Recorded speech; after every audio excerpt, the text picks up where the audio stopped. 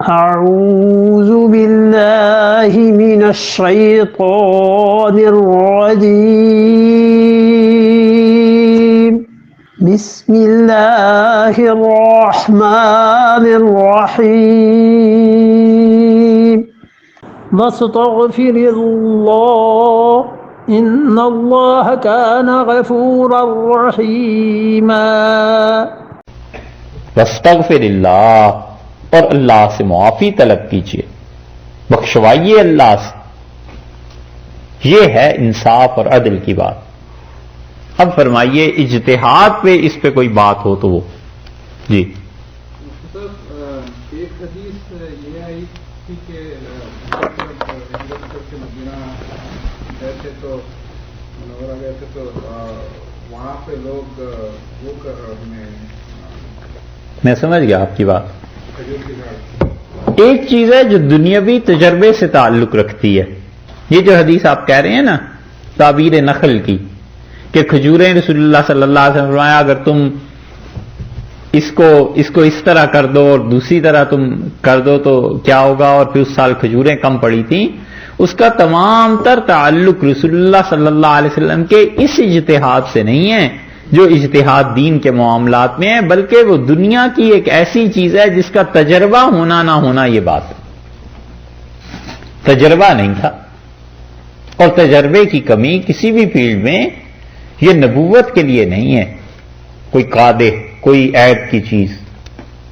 اسی طرح حضور اقدس صلی اللہ علیہ وسلم کو وہ علوم جن کا نبوت سے کوئی تعلق نہیں ہے نہیں آتے تھے، تو ان کی شان میں کوئی فرق بھی نہیں۔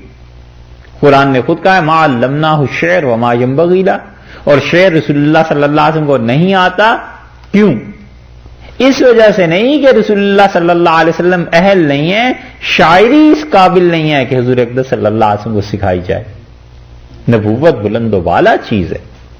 اب کوئی آدمی کہے کہ رسول اللہ صلی اللہ علیہ وسلم کو فزکس آتی تھی، کیمسٹری نہیں آتی تھی، بھئی اس لیے نہیں کہ وہ ہستی اس قابل نہیں تھی علیہ باللہ، اس لیے کہ یہ چیزیں لوگوں کی دنیا کے تجربے ہیں، آج کچھ ہے کل کچھ ہے، لوگوں کے تجربے کی باتیں ہیں۔ نبوت انسانیت کے لیے ہوتی ہے، وہ مقام ہی الگ۔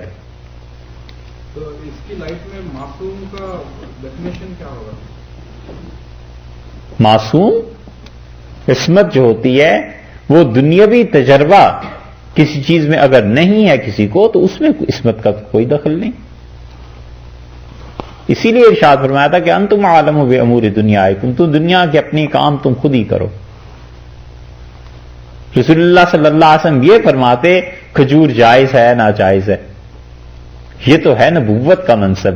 باقی کس سال کتنی پیدا ہونی ہے اور اس کو تم نے کیا کرنا ہے، اس کا نبوت سے تعلق نہیں، تجربے سے ہے۔ تو تجربہ ہر ایک کا، کسی کا کم کسی کا زیادہ۔ آگے چلیں۔ اچھا، واستغفر اللہ، فرمایا اللہ سے اپنی بات کو بخشوائیے۔ کچھ جو زیادہ محتاط مفسرین ہیں وہ کہتے ہیں کہ یہ رسول اللہ صلی اللہ علیہ وسلم سے تخاطب نہیں ہے، بلکہ اللہ تعالیٰ نے فرمایا ہے وَلَا تَكُن لِّلْخَائِنِينَ خَصِيمًا، امت کے لیے کہا ہے کہ تم لوگ کبھی بھی ایسے معاملے میں پھنس جاؤ تو دیکھو جو خائن ہیں، جو دغا باز ہیں، ان کی طرف سے تم لوگ صفائیاں پیش کرنے نہ جانا۔ واستغفر اللہ، اور اللہ سے معافی مانگتے رہو۔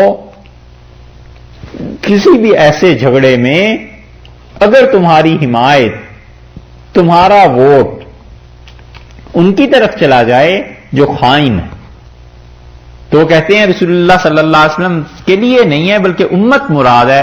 حضرت صلی اللہ علیہ وسلم کو مخاطب کیا گیا لیکن مراد امت ہے۔ ایسے ہی جیسے یا ایھا النبی اذا طلقتم النساء، اے نبی صلی اللہ علیہ وسلم جب تم طلاق دو اپنی بیویوں کو، تو وہاں رسول اللہ صلی اللہ علیہ وسلم کا کہہ کے مخاطب تو امت ہے نا، اس لیے وہ کہتے ہیں کہ یہاں دوسری تفسیر اس کی یہ ہے کہ وَلَا تَكُن لِّلْخَائِنِينَ خَصِيمًا، یعنی امت کو کہا گیا ہے کہ تم لوگ ایسے نہ کرنا۔